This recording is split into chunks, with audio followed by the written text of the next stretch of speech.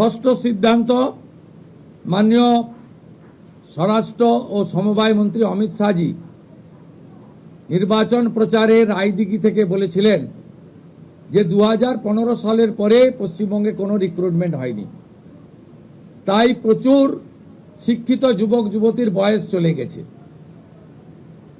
5 বছর এক্সটেনশন মানে আবেদনের বয়সের ঊর্ধ্বসীমা ক্যাবিনেট মঞ্জুর করলো, এটাও আজকে আমরা করলাম। আজকে এই ক্যাবিনেট সিদ্ধান্তগুলো আমরা নিয়েছি। আমাদের আরও বেশ কিছু কমিটমেন্ট রয়েছে যেগুলো ইতিমধ্যে আপনারা জানেন।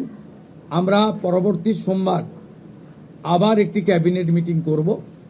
সেক্ষেত্রে আমাদের আরও আমাদের আরজিকর সহ নারী নির্যাতনের বিষয়ে, প্রাতিষ্ঠানিক দুর্নীতির বিষয়ে, পে কমিশনের বিষয়ে, এরিয়া ডি এর বিষয়ে, এই যে বিষয়গুলি আছে আমরা পরবর্তী ক্যাবিনেটে সেগুলো করব। কারণ আমরা আমাদের যে অফিসিয়াল কাজকর্ম দেখে আমাদের খুব বেশি সময় আমরা পাইনি।